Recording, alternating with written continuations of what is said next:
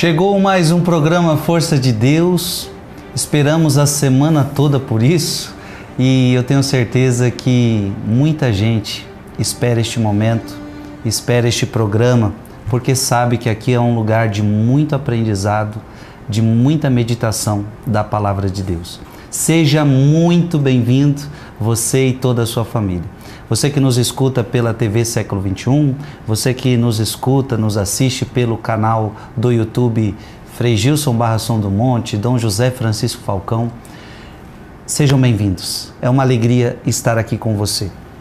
Estamos fazendo uma introdução às parábolas de Jesus Cristo, está sendo uma bênção. E a pergunta é aquela: por que Jesus fala em parábolas? E aí, por causa desta pergunta, nós vimos que Jesus fala em parábolas e ele mesmo cita Isaías. Aliás, eu quero abrir o texto para você recordar, que é Marcos, capítulo... Dom José, o senhor me ajuda? Capítulo 4. Capítulo 4. Marcos 4, de 11 a 12. Isso. Marcos capítulo 4, de 11 a 12. Ele disse-lhes: a vós é revelado o mistério do reino de Deus, mas aos que são de fora tudo se lhes propõe em parábolas. Desse modo eles olham sem ver, escutam sem compreender, sem que se convertam e lhes seja perdoado. E portanto, por causa disto, começamos uma grande meditação do endurecimento do coração humano por parte do homem, Deus que endurece o coração do homem. E no programa passado, de forma especial, nós falamos muito sobre a correção de Deus. Deus envia castigos, Deus envia pragas, Deus nos castiga, Deus nos corrige. O programa passado, se você não viu, ele é de suma importância e compreendemos tantas coisas. Portanto, hoje vamos dar continuidade e vamos ainda tratar destes assuntos e eu tenho certeza que Deus vai esclarecendo cada vez mais. Antes, quero já receber aqui no meio de nós, Dom José Falcão, sua bênção, é uma alegria tê-lo conosco. Deus abençoe sua vida, Frei Gilson, é uma alegria estar aqui. Muito bom. Dom José, esse tema tem nos trazido vários questionamentos, mas ao mesmo tempo muitas respostas na palavra de Deus, com os padres da igreja. O Senhor tem nos trazido grandes orientações. O Senhor nos prometeu 2 textos de Agostinho, um deles o Senhor já o leu, que inclusive o Senhor já pegou até o livro da Graça, a Graça e a Liberdade. O Senhor nos leu esse texto de Santo Agostinho. E sobre essa realidade do endurecimento por parte de Deus. Então, Deus é aquele que emite um juízo sobre o endurecimento do coração humano. É verdade, é verdade. Remeto você ao texto anterior sobre a graça e a liberdade, capítulo 23, parágrafo 45. Não é o momento de retomá-lo. Agora vamos a outro texto bem pequeno, onde Santo Agostinho, tratando numa obra chamada Questões Diversas para Simpliciano, Simpliciano escreveu para Santo Agostinho, querendo tirar várias dúvidas. E uma delas foi essa: como é que Deus endurece o coração de uma pessoa? Certamente citando o episódio do faraó. A resposta de Santo Agostinho é fantástica. Por isso que eu sou apaixonado por esse bispo. Vamos então ao texto. Queira ler, Vossa Reverendíssima, por favor. O endurecimento por parte de Deus consiste em não querer usar da misericórdia, sem infligir nada que torne o homem pior, mas também em não conceder nada que o torne melhor. Pronto. Você está com o coração duro. Foi iniciativa sua. Você petrificou o seu coração. Você se fechou contra mim. Eu respeito. Eu não vou usar de misericórdia de você agora, porque é perda de tempo. Porque a sua condição agora é de coração duro. Eu vou usar de misericórdia mais para frente. Agora, não usando de misericórdia agora, isso não significa duas coisas. Eu não vou castigar você para que você fique pior, nem também vou ajudar você para que você se torne melhor. Olha o que Santo Agostinho diz. Ou seja, eu não quero usar de misericórdia, não vou infligir nada que torne você pior, mas também não vou conceder nada que torne você melhor. Porque agora, o melhor para você é que você permaneça assim porque você quis e vamos mais para frente, porque as águas vão passar debaixo da ponte. Claro que Deus Todo-Poderoso não disse com essa linguagem nordestina. Mas nem vou punir você para que você fique pior, nem vou ajudar você para que você fique pior, também não vou dar ajuda para que você agora fique melhor. Agora eu vou respeitar essa sua decisão porque é isso que você quer. Agora tem consequências. E eu nunca vou deixar de ajudar você. Nunca vou deixar de estender a mão para você. Romanos 10, 21, por favor. Romanos 10, 21. Vejam, é preciso que a gente encare, vejam, na convivência humana, quando uma pessoa está realmente disposta a fazer aquilo e diz para todo mundo que vai fazer, etc., bem, é isso que você quer? Eu não vou interferir, meu filho. Agora eu não vou interferir. Já acabei de crer que qualquer tipo de conselho, de admoestação, etc., é perda de tempo. Nem eu vou incitar você para que você continue a ser pior, porque pior você já está por iniciativa sua. Também agora não vou fazer nada, por enquanto, para dissuadir você, porque agora é a hora de respeitar a sua decisão. Romanos 10, 21, e nisso, Deus Todo-Poderoso está estendendo a mão. Não vai ser agora, mas eu nunca vou deixar de esperar você, de aguardar você, de rezar, de ajudar você mais para frente. Agora não, porque agora isso é aquilo que você quer. Romanos 10, 21. Ao passo que a respeito de Israel ele diz, todo dia estendi as minhas mãos a um povo desobediente e teimoso. Pronto, vocês entenderam? Eu vou dar um exemplo bem claro. O marido que diz para a esposa, eu não quero ficar com você, eu me enjoei de você, eu quero morar com outra mulher, já tenho tudo certo, é perdido, você nem tente me dissuadir, não há conselho que me faça mudar de ideia, eu vou trocar você por outra mulher, eu vou deixar você, não perca o seu tempo, etc. A mulher cristã olha para ele e diz, o que é que você está esperando? A porta da rua é a serventia da casa. É isso que você quer? Agora é perda de tempo? Siga o seu caminho? Mas nunca vou deixar de amar você. E quando você um dia sinceramente arrependido, porque você vai quebrar a cara, sinceramente arrependido, quiser voltar, desde que esteja sinceramente arrependido, eu estendo minhas mãos a um povo desobediente e teimoso. Entendeu, Frei Gilson? Lindo, lindo. Entendi. É muito importante tudo isso que o senhor está tratando, Dom José. Eu tenho certeza que toda essa questão não é fácil a gente escutar, porque todos nós passamos por isso, o endurecimento do coração, e vemos pessoas a todo tempo fazendo isso. Então, ouvir Santo Agostinho foi muito importante, né? O endurecimento por parte de Deus. É um Deus que não usa de misericórdia porque você não quer misericórdia, você não quer. Veja, sem infligir nada que o torne o homem pior, ou seja, Deus não colabora com o mal, com a sua destruição, Deus não quer a sua destruição, Deus não quer a sua condenação, Ele veio para salvar, Ele veio para curar, Ele veio para nos tornar melhores. Mas olha que interessante, mas também em não conceder nada que o torne melhor, porque você não quer. Neste momento você não está aberto. Portanto, a gente percebe que nós precisamos... Aqui está ficando claro uma coisa. Para a obra de Deus acontecer na nossa vida, nós precisamos abrir o coração. Nós precisamos querer. Que é aquele texto que tanto Dom José cita para nós também, Apocalipse 3, 20. Eis que estou à porta e bato. É um Deus respeitoso, é um Deus que respeita. Eu já quero aproveitar esse final de programa, porque no programa passado nós falamos Diante desse fechamento do coração, por exemplo, do faraó, Deus enviou pragas, Deus enviou correções. E no programa passado, eu perguntava para Dom José, então Deus é aquele que envia pragas, Deus é aquele que pode enviar coisas, pragas, castigos, doenças, coisas do tipo? E Dom José já nos deu muitas respostas no programa passado. Eu quero repetir essa pergunta a Dom José. Então, no próximo bloco, você se prepare.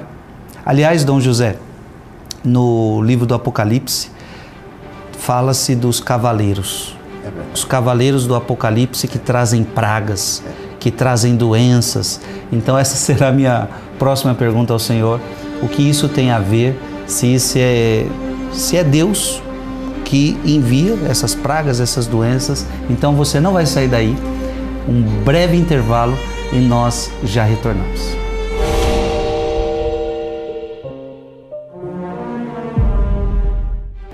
Estamos de volta ao programa Força de Deus. Muito bom ter você aqui conosco. Eu tenho certeza que você está amando este estudo da Palavra de Deus.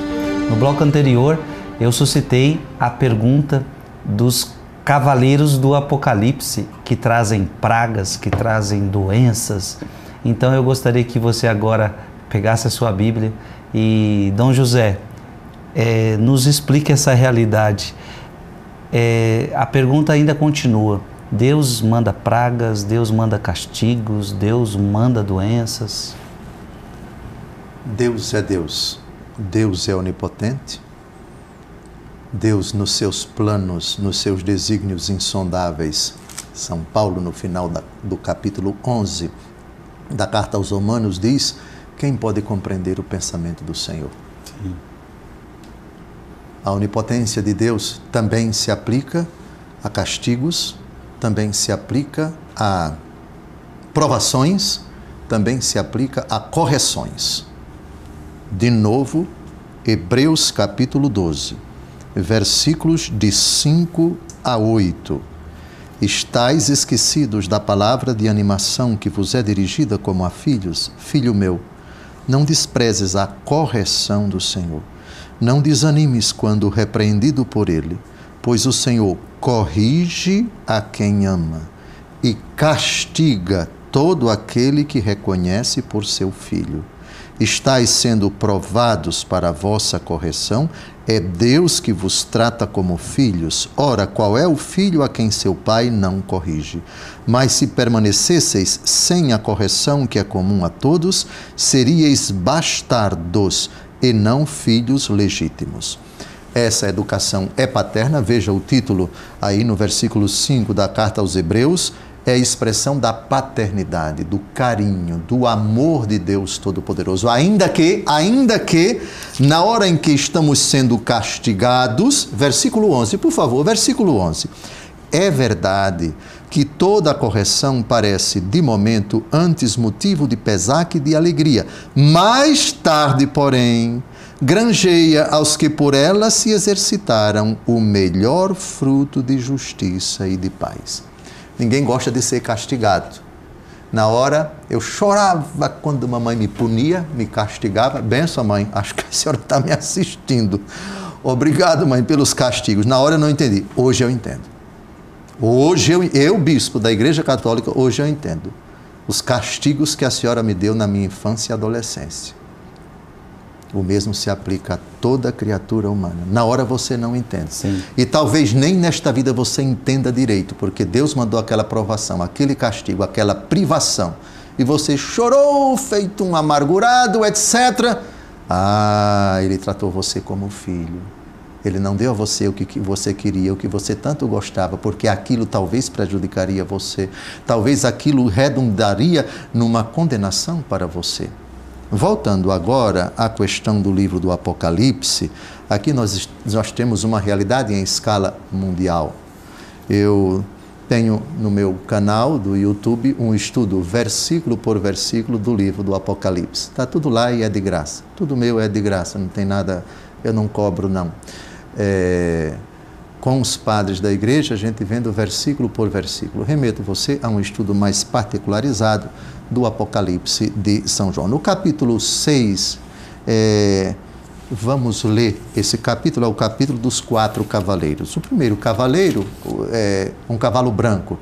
Quem é esse primeiro cavaleiro? É Jesus. E a prova está no capítulo 19 do Apocalipse. Jesus é esse cavaleiro montado num cavalo branco. Depois vem os outros 3 cavaleiros. Por favor. Capítulo 6, versículo 1, né? Isso. Depois vi o cordeiro abrir o primeiro selo e ouvi um dos 4 animais clamar com voz de trovão: vem! Vi aparecer então um cavalo branco. O seu cavaleiro tinha um arco. Foi-lhe dada uma coroa. E ele partiu como vencedor para tornar a vencer. Esse cavaleiro é Jesus. Veja lá no capítulo 19. Isso é muito importante porque vem desgraça por aí, mas primeiro vem o vitorioso. Ninguém na história consegue vencê-lo. Ele é o vitorioso. Ele é o leão da tribo de Judá.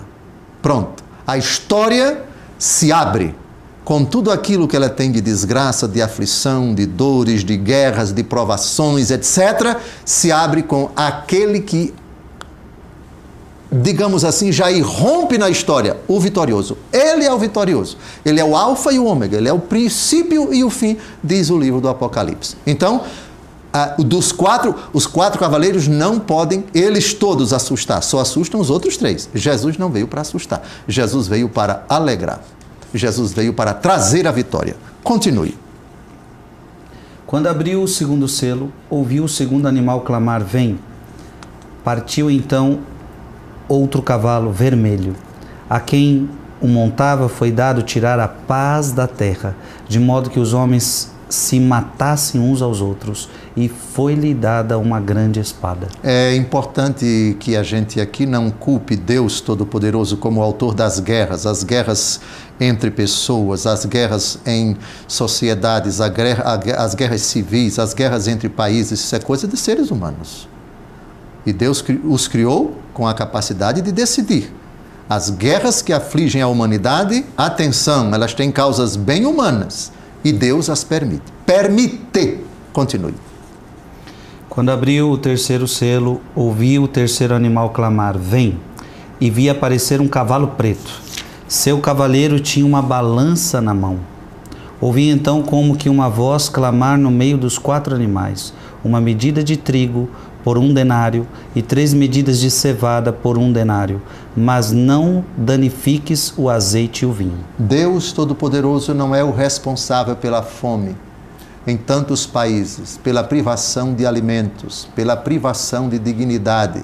Isso tem causas bem humanas, são interesses bem humanos. Não coloquemos a culpa em Deus, mas Ele permite, porque nem nos impede de praticar o mal, nem nos obriga a praticar o bem. Continue. Quando abriu o 4º selo, ouvi a voz do 4º animal que clamava: vem! E vi aparecer um cavalo esverdeado. Seu cavaleiro tinha por nome Morte, e a região dos mortos o seguia. Foi-lhe dado poder sobre a 4ª parte da terra para matar pela espada, pela fome, pela peste e pelas feras. Vejam a permissão de Deus nessa descrição. Isso é algo que precisa ser destacado. Fomes, pestes, guerras, não vem diretamente de Deus, mas os homens que são capazes de criar isso, de agravar isso, de perpetuar isso, isso realmente é um drama tremendo que sempre vai acompanhar a história, esses 3 cavaleiros. Mas não esqueçam, o primeiro cavaleiro é Jesus. E Jesus veio para vencer. E ele vence ordinariamente também naqueles corações que, diante de tudo isso, trabalham pela paz, trabalham para atenuar a fome, trabalham contra as pestes, contra as enfermidades e para se não banir, mas pelo menos procrastinar a nossa existência aqui na Terra para que tenhamos uma vida digna. É um capítulo dramático onde, sem dúvida alguma, é preciso ressaltar a permissão de Deus. Ou seja, Dom José Falcão, o que o senhor agora, e creio que agora ficou mais claro para nós, é que então algumas coisas vão vir do próprio Deus, algumas pragas, como aconteceu com o Faraó, mas pragas que você percebe que é mais remédio, não é destruição, é remédio. E algumas coisas, muitos males que acontecem no mundo, então não vem de forma alguma da parte de Deus. O Senhor deixou isso bem claro, guerras, fomes. Então, o Senhor com isso nos traz discernimento para entender coisas que podem vir de Deus, mas coisas que nunca viriam de Deus. Nem sempre é fácil você constatar. Deus é todo-poderoso. Vejam, não nos é dado compreender os mistérios de Deus como um Deus tão bom, tão cheio de misericórdia como é aquele que nós pregamos, possa enviar enfermidades. Ele é Deus. Se vem dele, quando vem.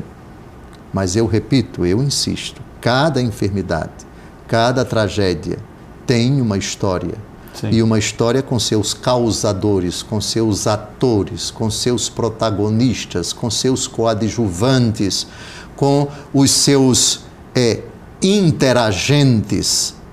É preciso ter cuidado, é preciso ter discernimento ao buscar as causas, sem excluir, porém, que extraordinariamente Deus Todo-Poderoso possa enviar aquilo que Ele, no seu desígnio infinito, que nem sempre nós conhecemos, quem conhece o pensamento do Senhor, que Ele mande alguma provação para nos corrigir. Deus é Deus e continuará sendo sempre Deus. Muito bom. Que programa maravilhoso. Eu louvo a Deus. E o bonito deste programa, veja, nós estamos fazendo uma introdução sobre as parábolas. E de repente nós já estamos em Apocalipse. Então, o interessante deste programa é que a Bíblia é entendida como um todo. Não tem como então você ficar focado só numa realidade bíblica, porque a Bíblia ela se conversa, é um todo. Então o bonito de Dom José Falcão, quando ele vai nos ensinando, é ver ali a Bíblia assim, como um todo, não uma parte só da Sagrada Escritura. Então esse programa é enriquecedor e nós estamos apenas no segundo bloco. Então você não vai sair daí e eu tenho muitos questionamentos a fazer a Dom José e eu tenho certeza que este programa será muito enriquecedor para você e para a sua família. Até daqui a pouco.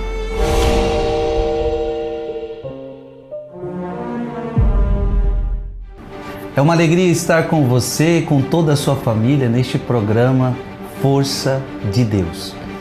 O programa de hoje está bom demais e já tem alguns programas que estamos falando sobre o endurecimento do coração, castigo de Deus, correção de Deus. E olha, tem me trazido muitas respostas, muitos ensinamentos, eu creio que para você também. Lembrando que eu estou aqui em seu nome, fazendo perguntas para Dom José. Eu queria, para finalizar este assunto do endurecimento do coração, porque ficou muito claro, né? Eu creio que tudo que nós já conversamos ficou muito claro. E o que não ficou claro, Dom José também deixou para nós que não será possível compreendermos todos os mistérios. O que não ficou tão claro é porque não é possível para nós penetrarmos naquilo que Deus não nos quer dizer. Dom José, para terminar este assunto do endurecimento do coração, em um dos programas, que eu nem me lembro mais, mas o senhor citou Judas. Judas no grupo dos apóstolos, porque a gente vê o endurecimento do coração nos fariseus, nas autoridades da época, mas essa do apóstolo, de um dos apóstolos, é muito séria, muito grave e chama muita atenção, porque a Bíblia chega a dizer que o próprio Satanás entrou no coração dele. E a minha pergunta para o Senhor é: Judas endurece o coração. Jesus já sabia disso, inclusive, como já sabia do Faraó também. Desde toda a eternidade, Deus já sabe de tudo que vai acontecer na história. Exato. Agora, existe também a morte de Judas, é uma consequência do seu pecado, é um castigo, essa realidade, mas o que eu quero perguntar é, por que Deus, Jesus, entrega a Eucaristia? Nós estamos na última ceia, Jesus já sabe que o demônio está lá. E aí a gente lia Santo Agostinho que dizia, Deus não vai fazer questão de te ajudar nessa hora porque você não está preparado. E por que Deus, Jesus, entrega a Eucaristia sabendo que o diabo estava lá naquele coração? Porque Ele ama. Por que Jesus deu a Eucaristia para Judas? Sabendo que isso redundaria, como diz a primeira aos Coríntios capítulo 11, versículos de 27 a 31, que cada um discirna antes de comer deste corpo e beber deste sangue, porque quem come e bebe sem discernir está comendo e bebendo a própria condenação. Própria condenação. Muito bem. Quando uma pessoa em pecado mortal entra na fila da comunhão, o sacerdote tem como descobrir o que se passa no coração dele? Não. E Deus Todo-Poderoso, sabendo que ele está comungando sacrilegamente, ele impede? Não. O pecado de Judas era oculto. Nenhum apóstolo sabia. Jesus nunca disse, a não ser aquele a quem eu der o pão embebido, esse. Até então, Judas primeiro comunga, depois ele come o pão embebido com o molho e depois sai. Naquela hora, Cristo Jesus, somente Ele sabia desse pecado. Serei eu, Senhor, etc. Disseram os apóstolos que se entreolhavam. Tanto é que São João reclina a cabeça no peito de Jesus para perguntar quem é, não é? Então, só Jesus conhecia o que se passava no coração de Judas. Aqui temos um pecado oculto. É equivocado você se valer disso para dizer que, assim como Jesus permitiu que Judas comungasse, a igreja também devia permitir que todos os que estão em pecado mortal comungassem. Isso é errado. Não, mas é muito bonito tudo que o senhor está partilhando. Muito bonito. É um ato de amor. E o que o senhor deixou claro é o que aconteceu nessa última ceia continua acontecendo em nossas missas hoje. É verdade. O senhor começou dizendo que o pecado de Judas está em muitos de nós hoje. A comunhão sacrílega de Judas continua acontecendo nos dias de hoje. E não que Deus queira, mas permite por amor. Sim. São Paulo, quando diz na 1 Coríntios 11, de 27 a 31, acho que no versículo 31, exatamente, quem come e bebe sem discernir o corpo e o sangue do Senhor, está comendo e bebendo a própria condenação. Veja, a condenação é a iniciativa da pessoa. Sim. Em comungar sacrilegamente. Sim. Sim. No caso aqui, Judas. Judas comungou? Comungou, sim. Tomai, beber todos. Jesus disse, todos vocês. O texto que Dom José se refere, ele acertou, 1 Coríntios 11, 27 a 29.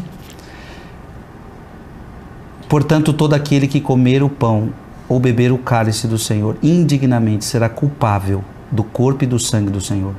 Que cada um se examine a si mesmo e assim coma desse pão e beba desse cálice. Aquele que o come e o bebe sem distinguir o corpo do Senhor, come e bebe sua própria condenação. Bem, Judas comungou para se condenar. Porém, cuidado, enquanto você comunga sacrilegamente e está aqui nesta vida, você pode se arrepender desse pecado. Daí para dizer que Judas está no inferno porque comungou indignamente, não temos condições de dizer, porque a Bíblia não diz o que se passou no coração de Judas na hora em que ele estava se enforcando. A Bíblia só diz que ele, cheio de remorso, foi se enforcar. Remorso não é necessariamente arrependimento. O que também não significa dizer que Judas não se arrependeu.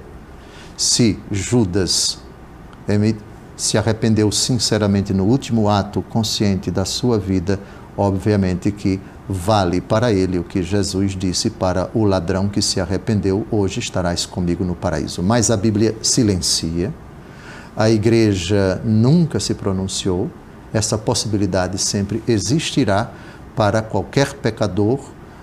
E São Dimas, segundo a tradição, chamava-se São Dimas, o ladrão que se arrependeu. Jesus, cheio de misericórdia, disse para São Dimas: hoje estarás comigo no paraíso. A situação do destino eterno da alma de Judas Iscariotes permanecerá um mistério. Sim. E só será desvendado por quem um dia estiver na glória. Ô Dom José, temos pouquíssimo tempo, talvez dê tempo de o senhor responder. Por que então o texto continua dizendo: essa é a razão porque entre vós há muitos adoentados e fracos e muitos mortos? Se nos examinássemos a nós mesmos, não seríamos julgados. São Paulo se dirige, o contexto da 1 Coríntios capítulo 11 é um contexto em que ele está censurando a alguns da comunidade de Corinto que estão se excedendo na ceia fraterna. Isto é o ágape. Então, naquele tempo, depois leiam todo o capítulo 11, os cristãos se reuniam para a celebração da missa e logo depois tinha uma refeição fraterna. Certo. Celebrava-se a missa e o problema é que na ceia fraterna, no ágape, alguns estavam se excedendo. Aí São Paulo vai fazer essa severa advertência: vocês não façam isso, vocês estão mortos. Isto é, quem participa indignamente do corpo do Senhor, e a prova disso é que depois, na hora da celebração, vocês se embriagam, vocês se excedem, isso não agrada a Deus, isso é pecaminoso. Entendi. Muito bom, né, minha gente? Você está gostando deste programa? Estamos quase chegando ao fim deste programa. Lembrando, minha próxima pergunta para Dom José vai ser já esta: qual a finalidade das parábolas? Já entendemos muito bem por que Jesus fala em parábolas e por isso que entramos em tantos assuntos do endurecimento do coração. Agora nós vamos entender qual é a finalidade. Qual é a finalidade que Jesus tem ao contar cada uma das parábolas para nós? Então não saia daí, fique conosco, um breve intervalo e nós já retornamos.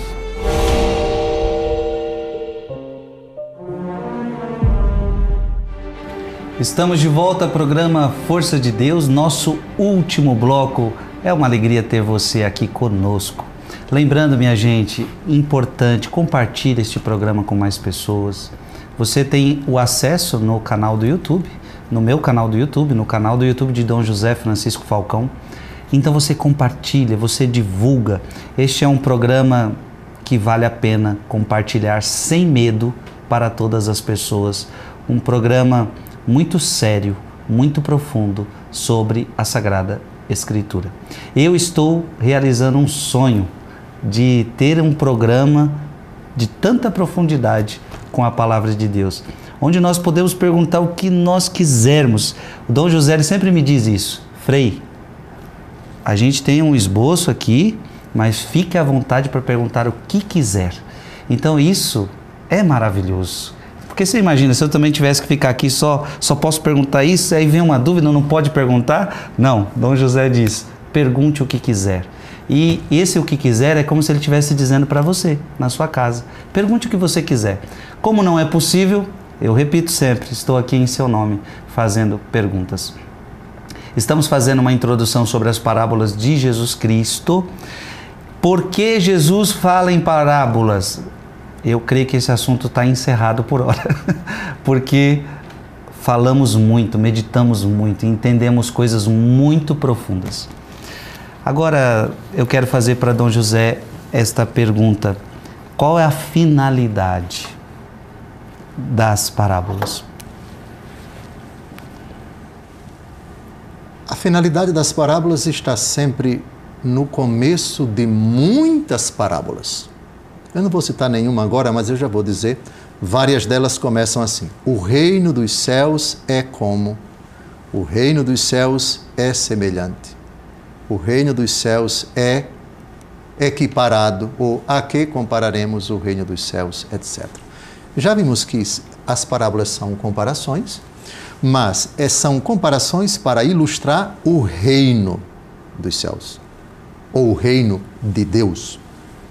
Depois a gente vai ver essa diferença entre reino dos céus e reino de Deus, que essencialmente é a mesma coisa, mas tem uma sutilezazinha. Então, as parábolas, no tempo de Jesus, eram um mecanismo linguístico, um dispositivo de linguagem muito adaptado para você explicar, comparando uma realidade desconhecida, uma realidade com a qual os ouvintes não tinham intimidade, ou nunca experimentaram, ou não têm uma noção exata. Então, as parábolas são uma forma de propor ao povo, ordinariamente um povo simples, com imagens, com descrições, com personagens, com realidades que eram do conhecimento deles. Para falar de quê? Para falar dessa realidade sobrenatural chamada Reino de Deus ou Reino dos Céus. O que é o reino? Jesus está falando do reino, mas qual a sua essência? Quais as disposições necessárias das pessoas para entrar nesse reino, para tomar posse desse reino? Essa era a finalidade das parábolas. Falar do reino, explicar o que é o reino. E é uma linguagem muito adaptada porque o reino é um mistério. Quem é que pode esgotar o reino de Deus? Aliás, essa categoria Jesus colocou no Pai Nosso, só que falando do reino do Pai. Venha a nós o vosso reino. Mas o reino do Pai é o reino do Filho, e é o reino do Espírito Santo, é o reino da Trindade, e é o reino dos céus, e é o reino de Deus. Existem, eu repito, particularidades entre o reino de Deus, reino dos céus, reino, etc. São sutilezas no próprio texto, com reminiscências no Antigo Testamento e também no Novo, que, por ora, nós não vamos ver. Ao longo do estudo das parábolas, a gente vai ver, quando aparecer a expressão reino de Deus, ou reino dos céus, a gente vai abordar esse assunto. Então, a finalidade das parábolas, tratar do reino, pregar o reino, anunciar o reino, explicar o que é o reino de Deus. Como toda comparação, ela nunca vai esgotar o reino, porque o reino reino de Deus, ou reino de Cristo, ou reino dos céus, ou reino de Jesus, vai sempre ser uma realidade misteriosa e, como tal, nunca vai ser esgotada. Mas a comparação é exatamente para isso. Ela nos introduz nessa realidade, que São Paulo vai dizer na 1 Coríntios, o que os olhos não viram, os ouvidos não ouviram, isso Deus preparou para aqueles que o amam. Mas introduz, nos joga no mistério do reino e nos faz entender o reino. Porém, Marcos 4,33, quer ler, por favor? Marcos, capítulo 4, versículo 33, é uma linguagem em conformidade, é uma linguagem à medida de, com a capacidade de, levando em conta a capacidade dos ouvintes. Era por meio de numerosas parábolas desse gênero que ele lhes anunciava a palavra conforme eram capazes de compreender. Olha a pedagogia de Jesus. Isto é, eu vou falar do reino. E eles são capazes de compreender essa linguagem, porque se fala da semente de mostarda, porque se fala do semeador, porque se fala tantas outras imagens em tantas parábolas. A parábola das crianças que brincam, do semeador, do joio e do trigo, do bom samaritano, da figueira estéril, do grão de mostarda, do fermento, da pérola de grande valor, da dracma perdida, do filho pródigo. Linguagem que todo mundo... isso que ele está falando, eu entendo. Pronto, de acordo com a capacidade deles. Essa é a finalidade, falar do reino. Dom José, então, ficou claro, então eu posso dizer então que todas as parábolas, a finalidade é falar do reino. Por exemplo, quando eu falo a parábola do Lázaro, do rico e do pobre, do Lázaro, ali também se fala do inferno, mas o interesse é falar do reino, seria isso. Por exemplo, servo mau e preguiçoso, aquela outra parábola. Querendo ou não, nos ensina sobre virtudes humanas, sobre realidades desse tipo. Mas então o foco central é sempre o reino. O reino. O reino que é oferecido a todos, e reino que pode ser rejeitado, e reino que pode ser excluído do coração daqueles que são chamados ao reino. Pensemos na parábola do banquete nupcial. Todos foram chamados? Foram. A sala ficou cheia? Ficou. Sim. Mas tinha um que não tinha veste nupcial. É verdade que a parte mais importante da parábola não é atai-o e jogai-o nas trevas exteriores, etc. Isso é uma possibilidade. Mas o cerne da questão é a ceia. É o convite que Deus dirige a todos os homens. Toda parábola tem um elemento principal e tem os elementos acessórios, secundários, né? E, Dom José, quantas parábolas existem nos evangelhos? Pois é. Quanto ao número de parábolas, há muita divergência entre os autores, os estudiosos da Bíblia. Alguns chegam a defender que são 27, outros 30, outros 40, outros 50, outros propõem até 70. Outros até admitem que existem 100 parábolas. Nossa. 100 parábolas nos evangelhos. Por quê? Porque já vimos a distinção entre parábola e alegoria. Sim. Alguns consideram as alegorias como parábolas ou como modalidades de parábolas. Outros dizem não, a alegoria aparece somente em algumas parábolas. Então, há divergência entre os autores. Depois, há determinadas parábolas que tratam de assuntos que alguns estudiosos veem num único bloco, isto é, aqui é uma parábola só. Já outros distinguem, aqui esse versículo é uma parábola, aqui é outra parábola, Sim. aqui é outra parábola. Vamos dar uma olhada em Mateus capítulo 9, de 15 a 17. Mateus 9, de 15 a 17. Mateus 9, de 15 a 17. Jesus respondeu: podem os amigos do esposo estar tristes enquanto o esposo está com eles? Dias virão em que lhes será tirado o esposo, então eles jejuarão. Pronto. Alguns consideram aqui é uma parábola. Leia o versículo seguinte. Ninguém põe um remendo de pano novo numa veste velha, porque arrancaria uma parte da veste e o rasgão ficaria pior. Pronto. Aqui é uma segunda parábola. Vamos à terceira, no versículo seguinte. Não se coloca tampouco vinho novo em odres velhos, do contrário os odres se rompem, o vinho se derrama e os odres se perdem. Pois bem, então vejam, tem alguns estudiosos que consideram a parábola dos amigos do noivo, versículo 15, uma parábola. Entendi. A do versículo 16, da veste nova, outra parábola. A parábola do vinho novo, versículo 17, uma terceira parábola. Já outros dizem, não, os três estão juntos, então uma parábola só, Entendi. com 3 momentos. Então, essa divergência, ela leva alguns a definirem, a proporem que o número de parábolas é esse, aquilo, outro e tal. Como a gente tem que escolher, eu me adaptei àqueles que defendem o seguinte, que existem 41 parábolas, ou se você considerar essas 3 uma só, fica 38. Então, entre 38 e 41. Depois tem aquela parábola dos talentos e a parábola das minas. Minas no Evangelho segundo Lucas, se não me engano, Mateus é dos talentos.